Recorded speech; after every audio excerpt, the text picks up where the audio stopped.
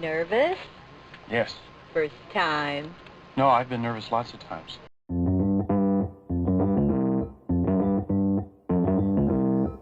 Live from the basement of the YouTube headquarters, I don't even think they know we're down here, it's the Stacking Benjamin Show.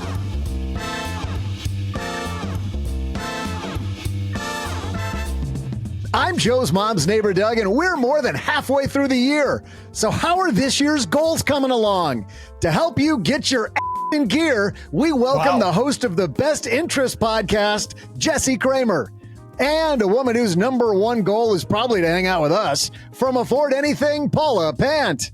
And finally, the guy whose goal is to teach his kids not to park the car in the living room, it's OG. And speaking of goals, I've set a mark right now to stop this podcast halfway through and demand that we play my trivia challenge. And now, a guy whose goals probably include not telling old guy stories, it's Joe Saul-Sehy. I'll try to stop for the next hour, but then it's game on again, Doug, the second that we're done.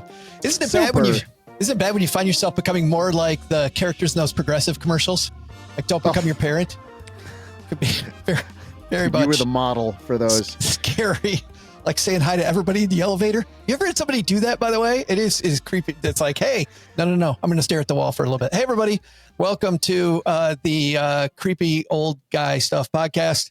I'm Joe Saul-Sehy, and we have some fun to start your weekend.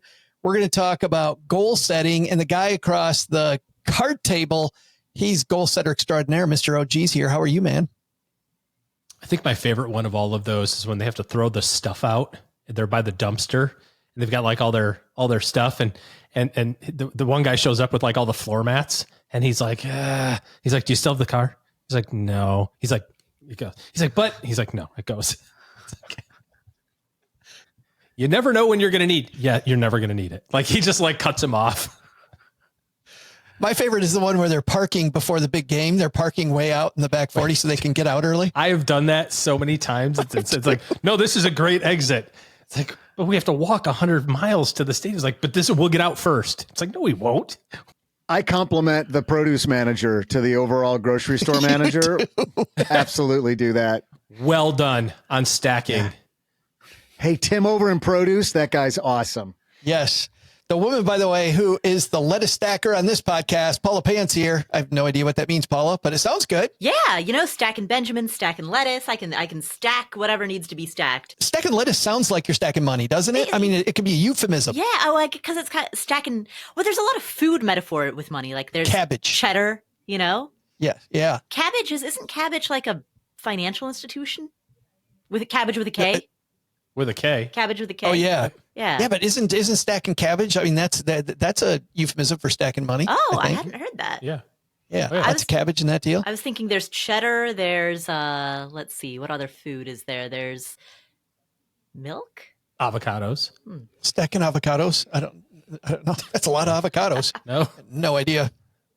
The guy wondering, he's the gold digger on this podcast. Jesse Cramer from the Best Interest podcast. I'm just reading his YouTube phrasing. Yeah, it's important. We need to say that a little bit slower it's goal digger. Two separate words. I'm digging the goals. Just to be clear, not gold digger. Your spouse didn't think you were the gold digger in that relationship? I don't know. That's actually funny. She might have. But either way, I mean, she's stuck now, right? There's no turning back. Yeah, I've never met her, but she's got to be your better half by far, Jesse. I've known you for a while. So. Correct. Yeah. It's like, it's not really 50-50 better half. It's like 98-2. It's kind of one of those. For the three people that haven't heard your appearances on the Stacking Benjamin Show, tell them about the Best Interest podcast, the podcast I always call the Better Interest podcast. Yeah, the Best Interest podcast. There's also a blog and a little weekly newsletter. I like to just dig into fun little financial planning and investing topics, explain them in hopefully easy and sometimes funny ways, and just spread some cool education around the financial nerd community, Spreading education like a virus, the Best Interest podcast. I love that tagline. I love that. You thought COVID was bad. Subscribe here. Too soon. I can't figure out why nobody's signing up. Right? Get infected. You know who likes to get people infected with better small business tools, Jesse? I don't. I love that segue though. State Farm loves. They're going to hate that, Paula. They are so. We're gonna get an email from corporate. We totally are. State Farm. Yeah. State Farm is there. This episode's brought to you by State Farm. Like a good neighbor, State Farm is there. Talk to your local agent today. Well, today, what we are talking about is this idea of goal setting, because Doug, as you insinuated in the open, it is now mid-September, guys. And how many people are going, wait, it's September? And I haven't even started on my goals. So we're going to talk better goal setting today. Maybe we can get some stuff done as the fourth quarter approaches. But before that, State Farm's not the only sponsor on the show. We got a couple more that make this show free for you to listen to. So let's hear from these awesome companies, and we'll be right back. Jesse Cramer's here, Paula Pant, OG, Neighbor Doug, and me. So let's get this party started, shall we?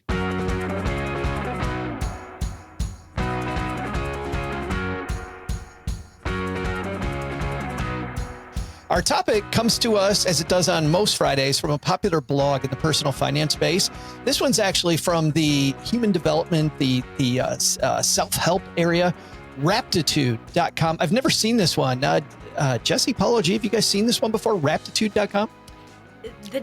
The name sounds familiar, but the layout of the website doesn't look familiar. So I feel like maybe I've heard about it, but I don't think I've actually read it. Yeah, Jesse, you're nodding your head yes. Yeah, I definitely, I'm kind of similar. I know for sure I've read at least one post here before, and the name is definitely familiar. Well, and I wanted to kind of highlight it because as I read not just this piece, but a lot of pieces, man, there's a lot of good stuff here to dive into. But today, while we're talking goal setting, his headline is "Do Quests, Not Goals." And we'll get back to the idea of quest in a minute, but there's been a lot of this, as I mentioned, people going September already, feels like if you're thinking that, I think your goal setting function might be off. Paula, where are you at with your 2024 goals? Feeling good or feeling behind? Because I'm certainly one of those people feeling behind. It depends on the specific goal. There are certain goals where I feel ahead, certain where I feel behind, and then certain that I feel not exactly a lateral move, but I feel like I've made progress, and in the making of said progress, I have discovered that the result I envisioned is not going to, basically I've discovered that there's more like complexity to executing the goal than I had originally anticipated, which causes me to then iterate, not the goal itself, but iterate the process. And so I love that though. Yeah. So, and then with enough iteration, it ends up kind of deviating from the original vision enough such that by the time we hit September, it's almost a totally different vision entirely. But it's funny. I think that part of the reason people don't get goals, and we'll broach this topic even deeper later on, Paula, is just the fact that we feel like internally, if I start walking down this road, this closes all those other doors. And what you're really saying is that by walking down toward this goal, yeah, maybe it closes some doors down here, but it certainly opens up 5 new doors that you didn't know existed. Yeah, exactly. Yeah. Jesse, how are you doing on your goals 2024? The goal that comes to mind is a health goal. I mean, that was probably my biggest goal for the year. And, not doing great on it. Got to be honest with you guys, a little bit of yo-yoing, a little bit of 2 steps forward, 2 steps back. Yeah, you don't really get much exercise yo-yoing. Correct. You usually got to run or lift weights. Correct. My Fitbit just tells me, tell you what, here's the problem. If you get caught in the wrong circumstances vigorously yo-yoing, it's not a good look. People don't recognize there's a yo-yo on the end of that hand going up and down. They don't. Sorry, I should have painted that picture. That was maybe a bridge too far. State Farm's not going to be the only one reporting us. But I tell you what, I really enjoyed the article, and I know we'll get into it later. And I just kind of went down a bit of a rabbit hole this afternoon, reading more about goal setting tactics and the things to think about when you're setting goals and all that kind of stuff. And it helped me think that maybe I'm not approaching this goal the right way to begin with. But yeah, it's always been hard for me. I've always kind of had a bit of a health and fitness goal in the back of my mind, and I think it's slowly slipped away from me over time. I've slipped down the slippery health slope that maybe many listeners can relate to. But yeah, so it's not going great, Joe, to answer your original question. My feeling about fitness goals, especially, Jesse, is procrastination is your friend. For two reasons. Number one, you always have something to do tomorrow. And then second, you're not that busy today. Like, it's great. It frees up time all around by just not doing it. So, OG, how about you? How are your 2024 goals coming along? Well, I work on a different schedule, so I'm just about to start 2024 goals because I work on a different fiscal calendar than everybody. So I'm doing really great because I haven't started yet. It's like, Joe, you and I are in Strategic Coach, and one of the great comments in Strategic Coach is, it's not that you have bad goals, it's just that you have bad time frames. And, if you just need to give yourself a little bit more time to accomplish those things. We've all heard the saying of, most people overestimate what they can get done in a year and underestimate what they can get done in 10 years or 25 years or something like that. And that's really true. And, on the health related thing, or just about any goal for that matter, it really, I think, has to be a focus on progress and the experience. And I know that's kind of what we're going to talk about here in a little bit, but it's like, if you think that there's a beginning and you think that there's an end, Jesse, to your health goals, just wait till you're 10 years older. It's true. And that's a whole different ball of wax, brother. Like, it's just like, it's just, there is no point at which you go, okay, I'm healthy enough right now. I'm good. I never have to do this ever again. Unlike maybe some financial goals, which frankly, I would disagree with that those are ever done either, for that matter. But some people feel like if I can get to, if I get to 170 pounds, I'll be lean and then I'll be done. It's like, well, no, you won't. Now you have to maintain 170 pounds. Now you have to build a whole system around that. So yeah, it's got to be not just the goal. It's got to be a lifestyle. It's got to be a change. It's just who you are. Wayne Dyer, years and years and years ago, I know you were were you a little bit of a fan of Wayne Dyer? I love Joe? Wayne Dyer. Yeah. Loved. He's passed away many years ago, but, he was like one of the very few people that I could get hooked on PBS, like whatever those things, what were those things called where they would the PBS money drive, fun drive, the little seminar, and then it'd be like, get cut and they'd be like, if you donate $1 a day, you can get all of Wayne Dyer's CDs, whatever. And they would, have them and stuff. Like, I would stop on a Saturday afternoon and be like, oh my gosh, Wayne Dyer's on. But one of the things, he had a story that I remember, and I still use it a lot, is if you have an orange and you squeeze it really hard, what comes out of it? Juice. Orange juice, right? Well, what happens if you're inside of a dark closet and you squeeze really hard? What comes out of it? Orange juice. What happens if it's the middle of the day and you're out in the sun, you squeeze really hard? It's orange juice. It's always going to be orange juice. Everything is, whatever's inside is always going to be expressed when there's pressure applied. And so whatever's inside you is always going to be expressed when there's any sort of pressure, regardless of the external, whether it's good or not so good. And so when it comes to like health or financial goals and that sort of thing, it's like whatever your soul is what's going to come out when there's pressure applied. If you love eating chocolate cake every day for breakfast, listen, you're going to eat chocolate cake, man. You just need to work around it. Like, embrace the process, embrace it. Can we have a big group hug so I can find out what's going to come out of me? You know what comes out of me? Vitriol and whiskey. Hey, welcome to the Wayne Dyer cover band podcast. He can start a Wayne Dyer cover band. Roger Whitney, our friend Roger Whitney, knows what happens if he gives me a hug. Oh no. I don't want to know. You should ask him one day what happens when you try to hug OG. It's unpleasant for everyone involved. You got to tell everybody, because nobody's going to know except me. So what is it? Oh, I was having a very bad day golfing. That never happens, OG. No. Wow, I shot a 77 last week. So I did have a good day last week. Yeah. But one golf story has ever started positively. All the rest of them are. So there I was, 3 birdies in a row. No, I was having a bad day, and Roger's a touchy-feely guy. He likes to put his hands on things and people. And so he's like, I'm going to give OG a big giant hug right now. Say that the worst possible way. Well, if you're into that, it's cool. If you're like me and you don't want to be hugged right now from Roger in Mexico and you're sweaty and hot and he wants to give you a big giant teddy bear hug, there was some anxiety. There's some claustrophobia that went on. Maybe some words were exchanged. Well. Get your hands off of me or I might kill you. What might have been, somebody might have said that. I don't know. But anyways, wow. I love thought you, maybe Roger. you squeezed too hard and you farted. I thought the story was going to involve a yo-yo. Are we talking about goal setting? So there I was. Roger was playing with his yo-yo again. How did we get to hugging Roger Whitney in the middle of this? I love it. The interesting thing though about your Wayne Dyer story and about pressure being applied is that, I think you got to apply pressure to yourself. I remember Paula, your best friend, Susie Orman. Susie yes. and Paula get along really well. Susie said, one thing I really liked, she's like, oh yeah, don't think you can save any money now, or don't think you can work toward that goal now. She's like, imagine yourself 70 years old and you've done nothing. Yeah. And it's funny because I did that for a second.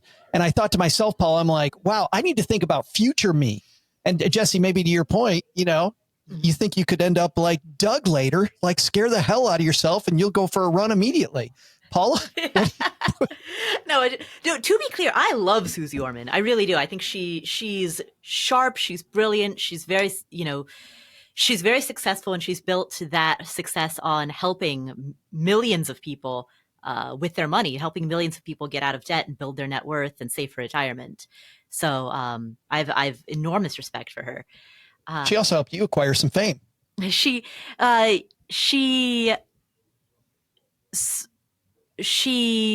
spoke with enthusiasm about her feelings around the FIRE movement, and that ended up going quite viral.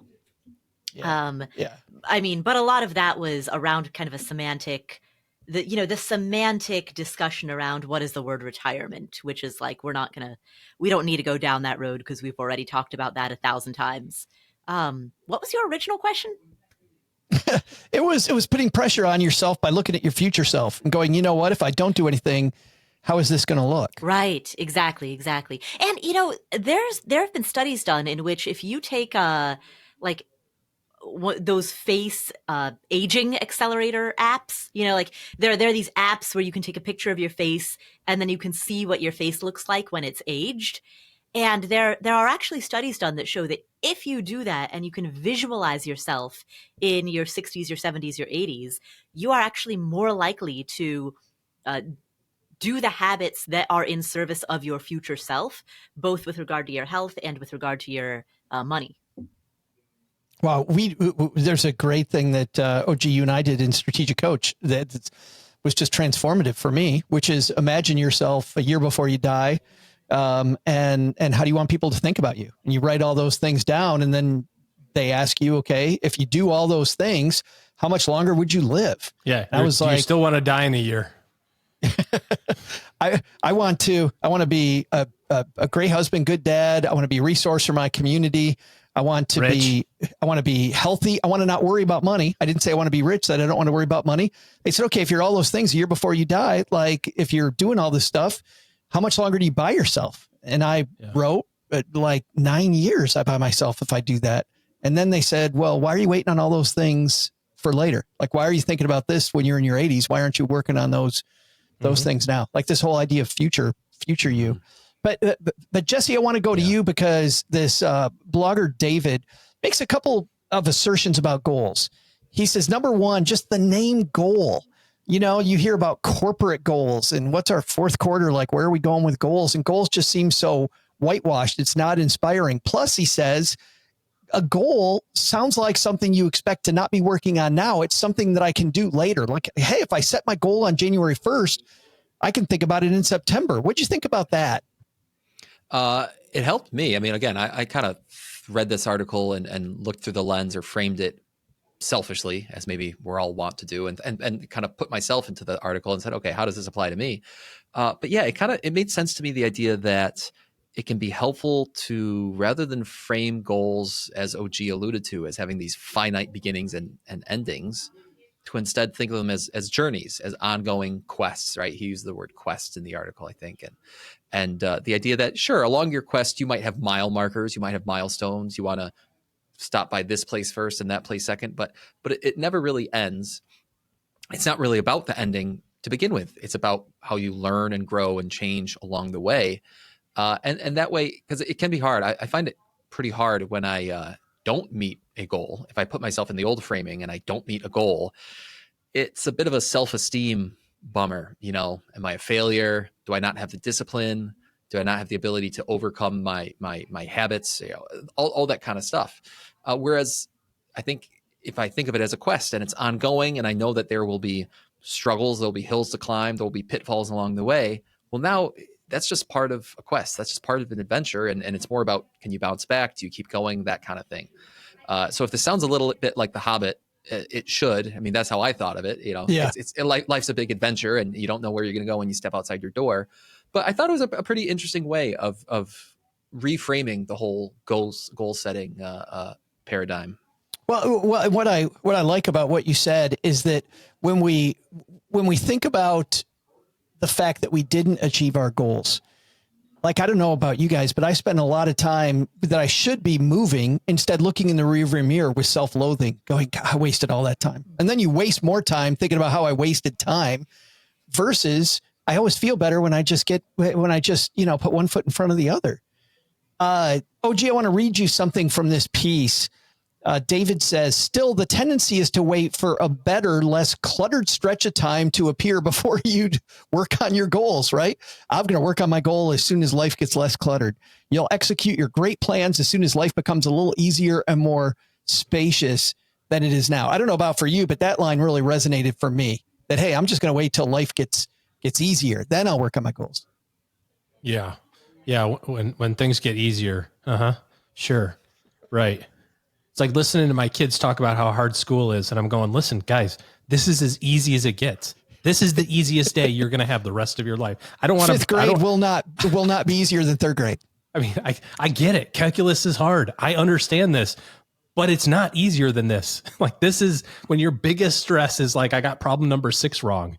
Like, that's a pretty low stress day for in the history of your life. I mean, the Tony Robbins, big goal fulfillment kind of coaching person, whatever he calls himself, I don't know. But one of the things he said, I think years ago, which really resonated with me, was don't ever leave the sight of a goal without doing the next logical first step. And I think a lot of times we think of, okay, I'm going to do this health thing. I'm going to pick on you, Jesse, because I think everybody here is working on something, and it's like, we go, all right, I want to, well, maybe not Doug. He's already a physical specimen. We already know, but I want to lose this weight, or I want to go to the gym, or I'm going to, exercise, do so, like whatever it is, I'm going to eat healthier. And it's like, what's the easiest first thing that you can do in pursuit of that? The minute that you decide that that's the thing that you're going to do, it doesn't have to be something complicated like, well, I need all new cycling clothes because I want to learn how to cycle. I mean, that's a big thing, but you can say like, I'm going to download the app, or I'm going to go in my refrigerator and throw out all my junk food, or, I'm going to make a list of my grocery shopping for the next week, or, or I'm going to call the gyms to see what the pricing are. Yeah, or you can send a video of yourself and your golf swing to a good friend of yours who's a really good golfer and get his thoughts on your golf swing, only to have him say, it doesn't matter what your swing tempo is. If you're going to blade that 6-iron, you still suck. Maybe he says that, he's just well, Paula and Jesse, that sounds very, very precise. Specific. I mean, I'm just making up, for example, That's what my health coach said to me too. You will always be fat if you keep on eating like that. If you're going to blade that 6-iron, Jesse, you're like, what are you referring to? Right. Well, my point is that when it comes to, the opportune time is right now. What's really, look, it sounds so silly. It sounds so obnoxious, especially with things like money or health. It's like, I was listening to a guy who did I was watching a YouTube about this guy who does like health challenge, like workout challenges, whatever. And so he runs these things, he gives away promotion and, money to the winners and stuff. And he's talking to the winner of this 12 weeks, like not, a 12-year challenge, a 12-week challenge, which by the way, 12 weeks ago was like the middle of July, right? It's like, it's still recent enough that we all kind of remember when it was, or the middle of June. And so anyways, he's talking to the guy. He's like, well, what did you do every day for cardio? And he's like, oh, I walked. I walked a lot. I did 25,000 steps a day. Wow. It's like, oh, geez, that's a lot. You're like, what did you do for eating? He's like, well, I ate the same thing every day. Yeah, I ate chicken and rice and broccoli. And for breakfast, I had a protein. He laid it out. Well, what did you do for strength training? Oh, I worked out every day for an hour, different body parts, 6 days a week, took Sundays off. And it's like, okay, yeah, it must be nice to have all that time. but the dude dropped like 35 pounds in 12 weeks and went from being like a disgusting fat body to jacked and tan. And it's like, holy crap, like 12 weeks is nothing. It's nothing. In 12 weeks from now, it'll still be pumpkin spice latte season. Like we won't even have transitioned to peppermint, lattes yet. Like it'll still be that time. And yet we go like, I'll start later. Like, dude, if you got a money goal, freaking open a brokerage account, put $50 in it. Just see what happens, right? Like do the next logical thing. I thought that I was always super powerful and just enough to kind of, not always, but sometimes get me off my keister and go. Keep going. Isn't it amazing how 12 weeks in retrospect is the snap of a fingers? But 12 weeks looking forward seems like this like a 12-week challenge. Right. What do you mean? I can't eat ice cream for 12 weeks? Are you kidding me? It's like, it is funny the difference. It's the same amount of time, Jesse, and it feels completely different.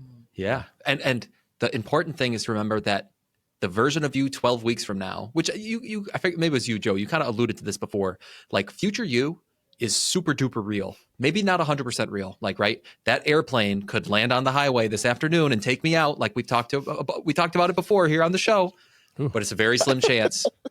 It's a very slim chance. And 12-week version of me from now is super real. And I owe it to that version of me to do something, to take that first step, to go for that walk, and start my journey here in the next 12 weeks. Anyway, I'll leave it there at that. The listeners understand. Some people do callbacks to like the beginning of the show. Jesse calls back 6 weeks. Where we were talking about airplanes landing on him in the middle of a field. If I remember correctly. Yeah. On the highway. I remember that. It was Paula because it's a super specific fear, right? That you would be in your car and then an airplane lands on you. Oh, it's a fear of yours. It's not actually happened. Correct. I don't think I was a part of this conversation. No. I want to explore this more. I think we'll let it go. Maybe later. Let's just talk about leasing versus buying a car again, so I can stick the pencil all the way into my eye. Paula, I want to end the first half of this discussion with another great point that he makes. Then he says that this tendency to wait right until your life is less cluttered is exactly backward. He says forming and achieving aspirations is how life actually gets easier and more spacious. I don't know about you. I found that to be true every time in my life. Like if I actually achieve a goal, my life gets way more spacious. Yeah. It reminds me of if you want something done, give it to a busy person.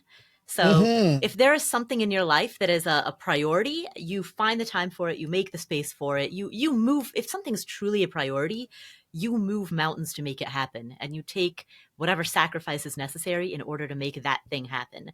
And so oftentimes what happens is if you decide that something is a priority, whatever that thing may be, naturally the things that are in your life that are a little bit ancillary or superfluous will just start to fall away. Yeah, not even intentionally. Yeah, exactly. It'll be subconscious. Like maybe instead of taking, a lot of times it's the aggregation of a lot of small things. Instead of taking 15-minute showers, you're suddenly taking 5-minute showers, right? And you have an extra 10 minutes in your day, which you can spend put towards stretching, not showering. Yeah, being stinky. Yeah. I was going to say stretching because you're lifting weights all the time, but sure, that too. From all the yo-yoing you're doing. Yeah. I love our ability to ruin a great analogy. We're so good at it. I think we'll stop on that note. In the second half, I want to talk about, Jesse, what you alluded to. He then talks about going on a quest. Sounds a little nerdy, sounds a little weird, but I don't know. I kind of like it. We'll talk about maybe is a quest what we should be after here with the last 3.5 months of 2024 and beyond. But at the halfway point, we stop the show for just a moment while we have this year-long competition between our 3 frequent contributors on the show, Paula Pant, OG, and Mom. And Mr. Cramer, you're playing for Mom today, which brings up some good news and bad news. You want the good news first or the bad news? I'll take the bad news first this time. Well, the bad news is you're not winning. You're in second place. And even more bad news, OG pulled further ahead last week. So he's got 12. Mom has 9. And Paula almost tied you last week had she just moved, I think, just a couple dollars in the opposite direction, but she didn't, which is apropos for Paula. Story of my life. And so Paula has 8. So Jesse/Mom with 9. OG's got 12. Paula has 8. Are Jesse/Mom or Paula going to make a run out of this thing? We're starting to run out of time. We only got, about 10, 11 weeks left? Well, we need a quiz question to find out. Doug, what's our question this week? Hey there, Stackers. I'm Joe's mom's neighbor, Doug, and today we welcome Jesse Cramer back to the show. Let's be honest, though, who really wants to hear Jesse Cramer on a money podcast? What people probably would prefer, and no offense, Jesse, you can include me in on this, is Jesse's slightly better-known cousin, Jim Cramer. Now that would be a show. Jim Cramer has done everything. He started TheStreet.com. He says, "Sell!" really loud, and he ran a hedge fund called Cramer Berkowitz and Company. While Cramer's results, coming up with stock recommendations on the spot, is sketchy at best, when he ran his fund, he solidly beat the S&P 500 nearly every year. So here's a question. During Cramer's tenure from 1988 to 1996, the S&P 500 averaged 15% per year. What was the average return of Cramer's fund? I'll be back right after I go get more stock recommendations from Joe's mom. I'm pretty sure she is the next Jim Cramer, the way she yells at me to quiet down during Squawk Box. She's a yeller when you're disturbing her CNBC fix, Doug. OG, we've got 15% average annual returns for the S&P 500 during Cramer's reign. What's the average annual return for Cramer's hedge fund during that time? Well, Doug helped us by saying it was better. Isn't that what you said? That part of the info, that it was better. But I don't think it was much better. That's a big number during that time, So yeah, 15 per year. 15 is a big number. So I'm going to keep it pretty close. And I'm going to say, you said 15.8 was his number. I think was is that what I heard correctly? 15.8, somebody? Judges? Can we just say 15? I thought so. Maybe we just said 15. Oh, yeah. Okay. There was, Doug stuttered again. My bad. So 15. I will go slightly above that and say 17.3. 17.3. Jesse, what are you going to do with that?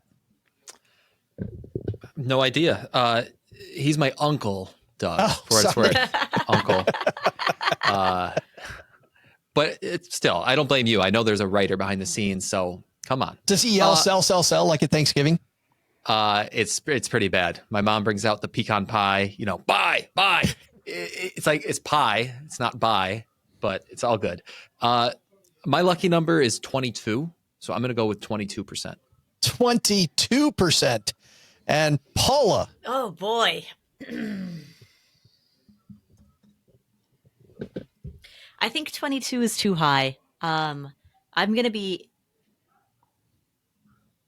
My first thought when I heard the question is, I don't think he beat it by that much. I mean, we know that he beat it, but I think it was... The first number that entered my head when I first heard the question was 17%. So the question then, OG, your guess was, what was it, 17.3, you said? Indeed. So the question is, do I go 17.2 or do I go 17.4? Oh, no. Or 23 or 22.1 to take all the upside. Wait, so OG's was 17. Or 18 point whatever and get halfway in between. OG, your guess was 17.3? 17 and a third. Yes. 17.3. Okay. I'm going 17.31. Why don't you say 0.311111? Well, I mean, his guess was technically 17.300000. So I guess mine could be 17.300001. There we go. So we got 17.3, 17.300001, and we've got 22. Who's right? We will find out in just a moment. We'll be right back. OG, you opened up in what I think was pretty good faith. With the number, what was it, Doug? 18.3? 17.3. 17.3. How you feeling now that Paula gave you a haircut? Yeah, I don't think it was very much. I don't think I don't think he did. I think I'm feeling pretty good. 17.300001. Paula, you feeling better this week because you took the wrong side last week and maybe 100 times before that? Yeah, no, I'm worried because I honestly I think I could have gone either 17.29 or 17.31, and I think I'd have a good shot with either of those. So I'm feeling 50-50 about what I picked. And Jesse, these guys are much closer to 15. What made you go way out on a limb and say 22? I was born on March 22nd. So that's for starters. That was the first part of my guess. Were you truly born on March 22nd? You're just making crap up. No, I am. March 22nd. Okay. I'm an Aries. So it's like, okay, his average was 15.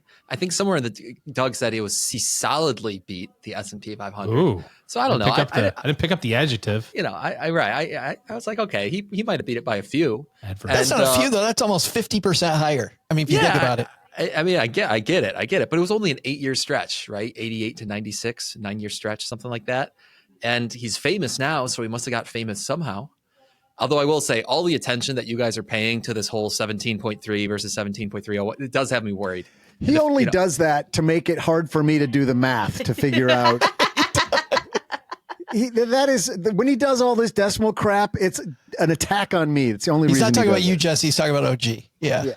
That's where the 0.3 came from. Well, let's hear who our winner is this week. Doug, what do you got? Hey there, stackers. I'm market maker and small caps everywhere, except you know where. Joe's mom's neighbor, Doug. Oh, look at the glow on Jesse Cramer's face. It's that same youthful exuberance that I remember having when I first started the show, before I figured out I wasn't getting paid. And I'd have to listen to OG and Paula wax poetic about tax loss harvesting and capital gains treatments. Oh, to be young and naive again, like Jesse Cramer. But not like his uncle/cousin Jim Cramer, who's the subject of today's trivia question. We asked what return Cramer had from 88 to 96 in his hedge fund when the S&P 500 was averaging 15% per year. How much did Cramer's fund average over that time frame? Well, I can tell you it was 4.7% more than OG guessed and 4.69% more than Paula guessed, making the correct answer a suspiciously exact 22%, making Mom and Jesse the winner today. Very weird. Well, Doug, that's twice in a row. That is, I was going to say, that's not the weirdest part. We've had one person nail it exactly twice in a row. Mm-hmm. We launched a formal investigation because we were sure she was cheating. We were so sure she was cheating. Now we have our second cheater. Jesse Cramer on twice in a row. Gets it, doesn't win, gets it exactly right. And the other nice thing is he gave us his birthday, so now we know how to unlock his iPhone. Because now we know the 4 digits of his birthday. That's right. We know. Did you guys see that? And he's showing us his ID. 322. You know this is on the internet, right? I covered all the important numbers. Jesse, what elementary school did you attend? What's your mother's maiden name? What's your grandmother's first name? I was about to answer What are the last 4 of your social? Right. Can't just give it away. Yeah. Wait till the next time you have me on, and I'll include my social in the answer for that question. Pick your favorite color out of these colors. What was your first make and model of your car? I love it. I love that Facebook, the Russian bots will do that on Facebook to all the boomers. Post a picture of your first car. It's like everybody's like posting pictures. Mom, don't. No, Mom, no. No, please stop. Please stop. I will say I'm a little nervous though, Joe. No matter what rationale I have for my next wild pick, I'm concerned about getting it right. You better be genuinely worried about getting it right. Yeah. I hope that I know the answer next time, so that I just avoid the right answer. Don't get me wrong.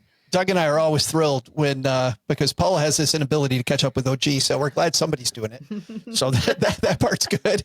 And maybe if you have to cheat, okay. Well, maybe. No, I'm kidding. We don't want that either. No. And actually, Doug, the person that the 2 that we gave Jesse were not that broad. They were small numbers like this. I think the last person who shall remain nameless, we asked like what the length of the Dead Sea was. And she got it to the number. Yeah, I think it's like, what's the total volume of water on Tuesday, April 17th in the Dead Sea? And she said something like, oh, I homeschool my kids. And we were just talking about this. No, you weren't. There's no way you were talking about that. Well, we're talking about goal setting. And the second half of our discussion is brought to you by depositaccounts.com. Jesse, you know what happens when you go to depositaccounts.com? Something good. Well, these guys aren't cheating when it comes to showing you where the best interest rates are on savings accounts, CDs, checking accounts, or money markets. They compare more than 275,000 deposit rates from over 11,000 banks and credit unions. They do it for free. It's easy to compare. Depositaccounts.com. Big thanks to them for helping us with the second half of our Friday shows now for years and years. Okay, the second half of this discussion, we were talking about this idea that maybe it is a quest. And he starts off this idea, Jesse, that goal setting should be systematic. How do you set goal-based systems to make your goal setting better? Yeah, it can be hard. I mean, financially, I know, the go-to that worked really well for me and that I recommend is, anything that you can automate is almost always going to be better, right? Behavioral economics, what is it? Richard Thaler, that whole thing is, if you can set it and forget it, if you can take an action once that then automatically repeats itself over time, whatever it is, direct contributions into a Roth IRA, that kind of thing. That's the kind of system that is going to work in your advantage over long periods of time. One of the hard things, again, depending on the goal itself, is like, how can we set it and forget it and automate these things? And earlier, OG was talking about, right, the one smallest thing that you can do. And it made me think of the whole atomic habits point. Can you atomize your habit, literally get down to the smallest part, the smallest component, and kind of think of these small components one after the other, and create a system that kind of leads you down this path. And so I think that's maybe a good tip that I should implement more myself. But this idea of if I do have, say, a health goal, because that's the thing we've been talking about today, can I get that membership? Can I set up my clothes the night before so that when I wake up at 6 a.m., my clothes are ready and I don't have to worry about that thing impeding me from hitting my goal? It's that kind of stuff that I've heard, haven't always put it into practice, but I've heard can be really effective. That's a great system that works really well for me, by the way. Set out the goal, set out the clothes the night before, and I get up and I don't even think. I just put the clothes on and I'm already out the door, and I'm finally going, oh, this sucks. Mm-hmm. But I'm already out the door. Yeah, sure. It's easy when your mom does it for you, Joe. OG said this before. That's the hardest part, is getting mom to do it.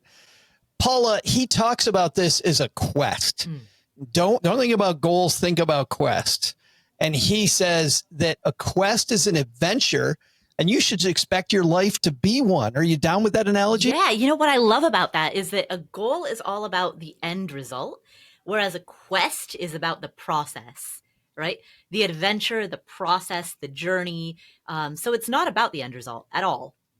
It's about the getting there. That's the book. That's the movie. That's the adventure. That's, and that's where the focus should be, because those actions are completely inside of your direct control. They're within your circle of influence, whereas the end result is technically outside of your circle of influence. It's by repeating specific actions, you increase or decrease the likelihood of certain end results, but ultimately the end result is outside of your direct control, whereas the actions that you take on a day-to-day basis are within it.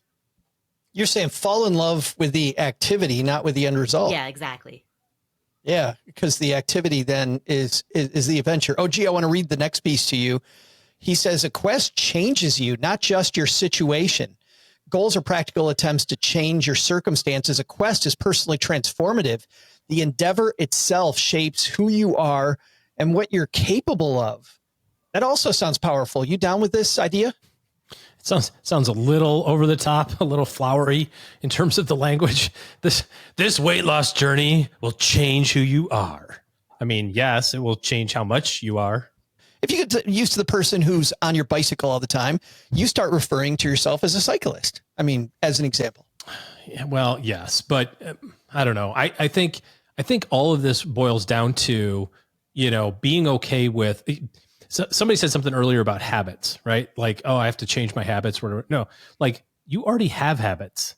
you already have the habit of going to bed at late and sleeping in, or you already have the habit of eating crappy food for breakfast or whatever. You have to replace those things with different habits. It's not like we put a lot of stank on making all of these changes, and back to our time frame, discussion, whether it's 12 weeks or a few months or whatever. It's like we put a lot of energy and emphasis on, oh my gosh, how hard this is going to be and how challenging it is. And, all these sorts of things. It's like literally, it's like 12 weeks. It's not that big of a deal. Just do it. It's $100 in your Roth. Yeah, but I think though, OG, what he's saying here is different, which is if you do something for 12 weeks and to your point, you get ripped and things are great, but you go back to donuts and sleeping in, it didn't change you. It wasn't transformative at all. It was 12 weeks of doing something. And then after that, you're back to, what I mean? Because you were working on, and I agree with this in terms of the concept of having a goal versus having to be the journey. If you're saying, hey, I'm getting married in 12 weeks and I need to fit in my dress or I need to fit in my tux, and I made it. I know somebody who did that.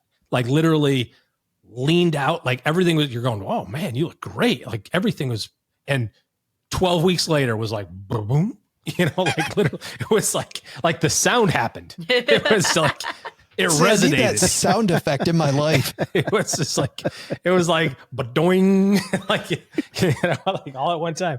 I mean, so yeah, that's the impact of having a goal versus being like, I am the person who works out 3 days a week. I am the person who takes care of my health. I'm the person who makes sure that my financial life is in order.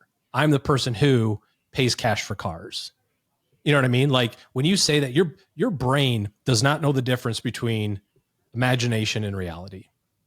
Can't tell the difference. And we've talked about this before. Yeah, we've talked to Darius Faroo on the show recently.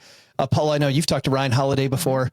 Like I think, Paul, about this idea of Seneca talking about, forget about the future, about this goal thing. The present is all you have. So enjoy do your best work right now. I feel like that's kind of what this guy's saying. Yeah, absolutely. Because that's the other thing about goals are a future orientation, whereas the adventure is a present orientation. And so by reframing from goal to quest, you reframe from future to present, and present is all there is. Jesse, Satya Nadella, the CEO of Microsoft, has said that his favorite book is what's the book by Carol Dweck called about having a growth? Is it called Growth Mindset, or is it? It's about fixed and growth mindset. It is. It's about the growth mindset. You familiar, Jesse, with what I'm talking about? I'm not familiar with the book, no, but the concept of having a growth mindset, sure. Yeah, it basically is about this idea that you might be wrong and that your experience might not be optimal, so that, instead of spending all your time defending ridiculous positions and saying, nope, I'm perfect now, you go out saying, how am I wrong? How can I grow? What can I do? I also feel like changing this from a goal to a quest, and I'm on this quest. You're literally doing that. You're looking at like, how could my life be better? Like you're looking for these growth opportunities. Oh, the name of the book is Mindset. Mindset. Yeah. I had growth mindset. Yeah. I went with the wrong word. 50% chance that I Paula Panted it. No, sorry, Jesse. No, you're good. You're good, Joe. No, I like it. And I'll tell you what, a quick little aside, and I won't go into any sort of terrible self-promotion, but my personal journey of creating my own little blog, my own little podcast, my own little corner of the internet, and proving to myself that I could grow it to something bigger changed my personal mindset when I look at people like you guys who have done something like that, but 100 times bigger, 1,000 times bigger. And I'm amazed at what you've done, but it's also just changed my mindset toward the idea that an individual person can persevere for a few years, can go on one of these so-called quests and actually achieve something pretty cool. And when it comes to growth mindset, I mean, the way I perceive that is the fact that opportunity is out there if only you would go out and grab it. And sometimes it takes, I don't know, 10 years ago, I'm not sure I would have thought that way. And it took me actually having to go through it myself and see some minor semblance of success to say, oh, if you do it, maybe there is a little pot of gold at the end of that particular rainbow. So I don't know. I'd be interested. Like I said, you guys have been doing this kind of thing for longer with much more success. And before you started your personal journey here, I mean, did you expect that you had it within you to end up in this spot right now? To end up talking about yo-yo jokes with weird sexual connotations attached? Yes, exactly. You always had it in you, Joe. I was fairly certain talking about OG's anger management issues on the golf course. Yeah, maybe. No, but you know what's funny is for me personally, I don't want to speak for you guys, but I never really thought about that. It was more the adventure in the moment, you know, the fun conversation that we were having and the wonderful people you're talking to. So, I mean, my goal was always to show up and try to do your best work. But yeah, it is interesting. You go down the road, to your point, on the quest, and serendipity happens. OG, I want to end with this last point that he makes here. He says, and I'm coming to you specifically because I feel like this is a riff on stuff that you seem to say all the time on the show. He says a quest, if you think about this as a quest, always has a dragon to slay, right? But then his parenthetical after that is, it's inside you. Like there isn't this quest for the outside stuff. It's actually fighting this stupidity going on between your ears. Well, I read the article and then I read some of the comments, and the first comment that was there was about the really awesome book by Stephen Pressfield called War of Art. Mm-hmm. And if you haven't read that, it's a part of a trilogy of 3 books that he wrote. But one of the books that I reread at least once a year, you know, there's kind of a cycle of the ones that, you know, that I kind of go through. And War of Art is probably one of the best mindset books that are out there. And it's really all about the concept of procrastination and having the persistence and the discipline to kind of overcome that. He calls it in his book, Resistance. We talk about, when we say something about a dragon, we're talking about the phrase that I use is slaying the wrong dragon as it relates to market investments or whatever. But all of this stuff is really about what's going on in between your ears, you know, back to whether it's time frame, whether it's discipline, whether it's grit, accountability, you know, whatever it is. It's like everybody has the same amount of time. Everyone has the same 24 hours a day. You know, you just have to decide to do it. One of the things that I remember learning about some years ago was the etymology of the word decide. And the side part of it is, you know, like to cut off from, right? It's like you know, if you think about all the words that have side on it, right? Like, you know, whatever. Homicide, anyway, everybody genocide, can think of a couple words that end the word side, right? You know, and what does it mean? It means like to cut off from. And so like literally when you decide something, you've cut off from all other choices. And when we internalize that and go like, look, I've decided that I'm not going to accept this in my life or whatever. All of that is internal, because all the other stuff, whether it's, you know, you're going to work out or you're going to save money or whatever it ends up being, that's an outcome, you know, to what Paula was saying. This is, if you focus on the outcome, worse experience. It's who you are. And when you tell yourself, I am the person who, you know, gets up at the crack of 8:15 every day and walks to the coffee shop to get a cup of coffee, like that's good, right? Like know yourself. I'm not the person who's going to get up at 6 a.m. and laying out my clothes in the morning. I would sleep right through that alarm at 6 a.m. But I am the person who gets up at the crack of 8:15 and I can design, I have the flexibility to do this. I have the flexibility to design that into my morning, right? So I can go do my walk from 8 to 9 to go, you know, walk down and get coffee. If I try to do that at 6, that ain't happening.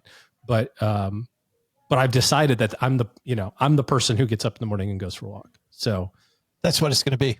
Cut off all other paths. Paula, how do you fight that dragon on a daily basis? By getting incredibly clear about what I'm not going to do. By knowing what I'm not doing on a daily basis, it really brings into focus what I am doing. What does that mean? What are you not going to do? What's an example of that? Mine's like a double negative, Paula. It's like I'm not going to have a donut. Yeah. I mean, it could be that, you know, it could be, all right, I've decided rather than deciding what you are going to eat, you decide that there are certain things that you're not going to eat. Like, all right, I'm not going to have processed sugar. That would be an example. Within business, there are certain things that are like mission critical like absolutely core. And then there are other things that are ancillary. They fit what Cal Newport refers to as the any benefit hypothesis. These are the things that could have some conceivable benefit, but they're not mission critical, right? And if I'm working towards a goal, deciding that I'm going to filter everything through the lens of, is this mission critical or is it ancillary? Sure, it may have a benefit, but does it have the maximum benefit for the investment of time? Is the delta in outputs worth the delta in inputs, right? Gotcha. Jesse, how do you fight the dragon? Well, boy, how do I fight the dragon? I'm not sure I have a great answer there, but I will say when I read that quote that a quest has a dragon to slay and the dragon's inside you, it made me think of the hero's journey. Was that Joseph? Can't think of his last name. Campbell. Thank you, Paula. Joseph Campbell, the hero's journey, this famous like archetypal story that just all humans for some reason bond to. And, at some point we're at our worst, and some would say that's, whatever, the pits of hell, or we're slaying the dragon, or whatever it is. But ultimately, for many of us, like there is no real dragon. We have to overcome our own, whether it's bad habits or our own predilections, whatever it may be. And yeah, I can certainly relate to the idea that oftentimes I'm the one who gets in my own way the most. And what Warren Buffett's quote, "The chains of habit are too light to be felt until they're too heavy to be broken." That's a great quote too, right? And so essentially the dragon for me is probably just like bad habits that I need to break. So I don't know, but I'm going to re-listen to this because I need to think about your guys' wisdom again, and maybe I'll have a better answer the next time I'm on. Oh, I wonder if all Warren Buffett does is sits at home and comes up with pithy quotes. Like, I'm like, how is this guy such a quote machine? How many times have we quoted like different things that Warren Buffett has said? It's just so amazing. I think it's a great place for us to leave it. I hope people are better fortified to go meet their goals for not just 2024, but into the future. I do like this idea of fall in love with the action, not the outcome. I think that's a big piece of the heart of what he's talking about. Of course, we'll link to it on our show notes at stackingbenjamins.com. Let's find out what's going on where all of you are creating brilliance. Oh, gee, what kind of brilliance you're creating this fine September weekend? Well, if everything goes according to plan, we are recording this a little in advance, and I'm trying to get reservations to a fantastically hot new restaurant in Dallas.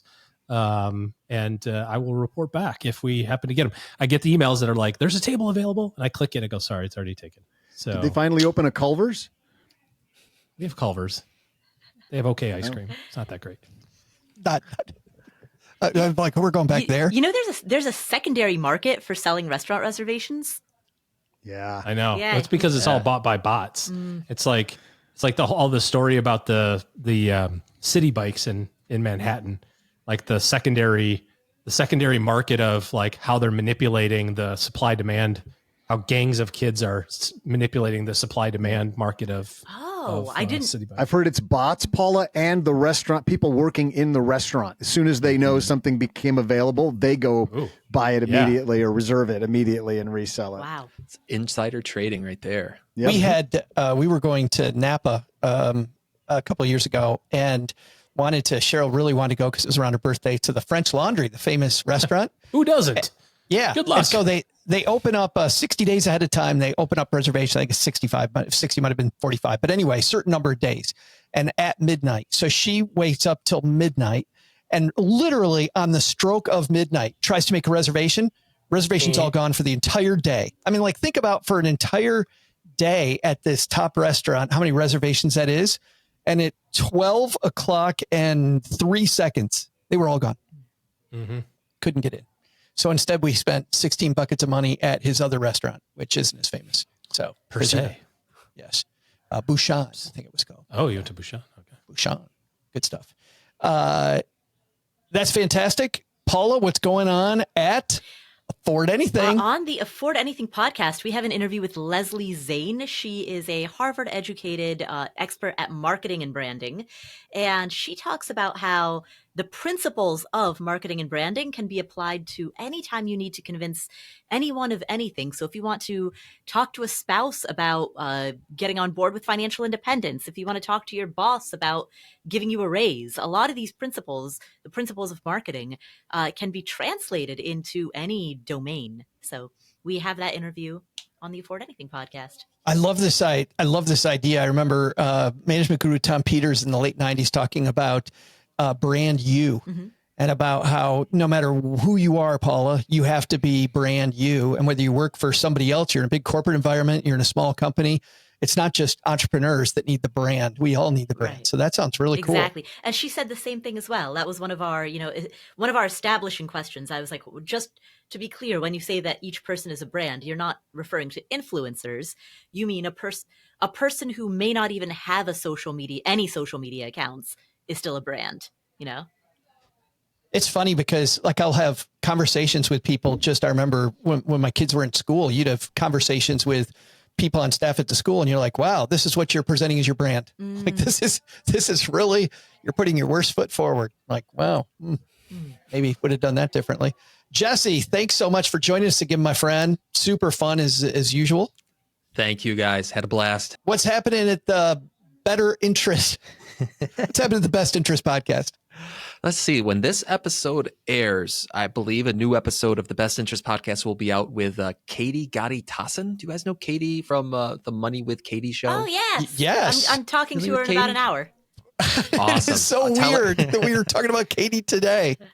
Tell her I said, hey, well, Katie's episode will air. And if you don't know Katie, she does a really cool job. She kind of zooms out on, I'd say she focuses on like these socioeconomic topics that of course have ramifications when it comes to personal finance. But she kind of looks at these topics and says like, why is it the way that is the way it is? You know, why does the medical system and the insurance work the way it is? And then she's very funny and very verbose isn't the right word because that means you talk too much. She doesn't talk too much. She has a great command of the English language, and I just love listening to her and reading her writing. Loquacious was probably the word you were looking for.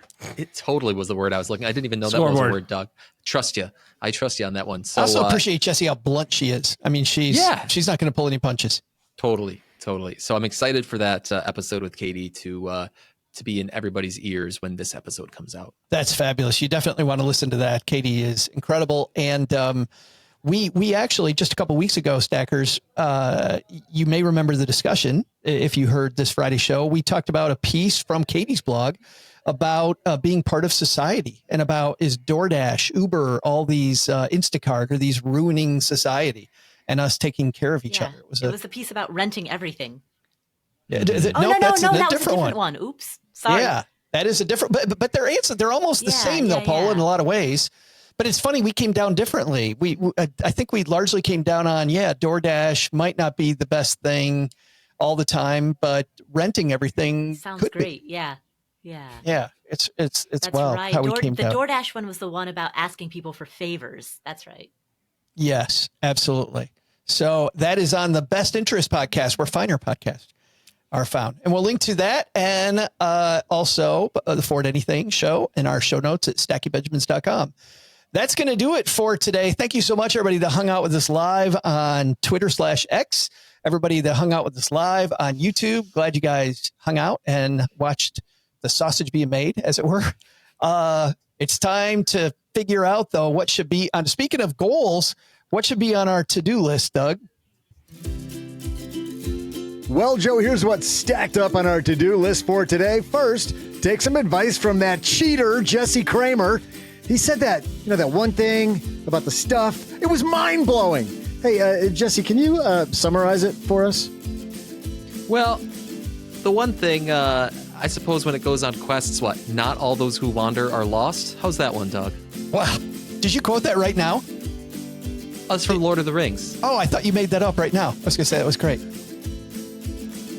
Second, Paula really knocked it out of the park when she said that thing that's definitely not superfluous or ancillary. What was very that loquacious. Very loquacious. What was that one again, Paula? Oh, the thing that I said was that, you've got to look out for insecticide. Let's see, there's herbicide. There is fungicide. Fratricide.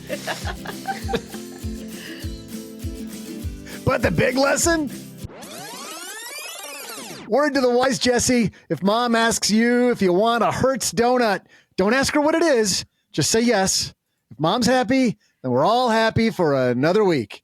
And we get to keep podcasting down here for free, so just roll with it. Thanks to Jesse Cramer for joining us today. And in the future, you'll find Jesse's own podcast, the Best Interest Podcast, wherever you're listening to us now. We'll also include links in our show notes at stackingbenjamins.com. Thanks to Paula Pant for hanging out with us. You'll find her fabulous podcast, Afford Anything, wherever you listen to finer podcasts. And finally, thanks also to OG for joining us today. Looking for good financial planning help? Head to stackingbenjamins.com/OG for his calendar. This show is the property of SB Podcasts, LLC, copyright 2024, and is created by Saul-Sehy.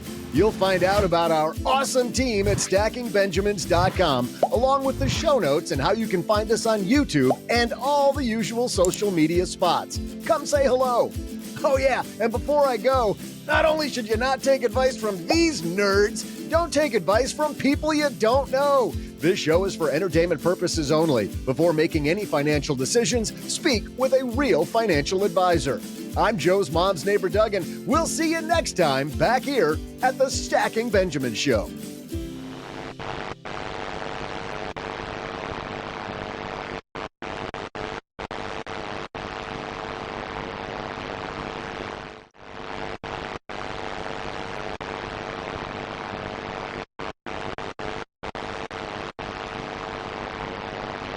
Garrulous. Jesse, we also could have gone with garrulous for Katie. Oh, see, that's another good word. Doug's got a thesaurus on his desk. Don't sweat it. He doesn't know any of those words. He was looking it up. Yeah, I'm glad I didn't use garrulous. That would not have been a loquacious isn't the right word either. Oh no, she's gonna be mad at me, Doug. I want to say that she knows great words. Did you guys see that there was something recently about that thesaurus truck that crashed and bystanders were mortified, terrified, whatever. It just keeps going with the words. Dismayed.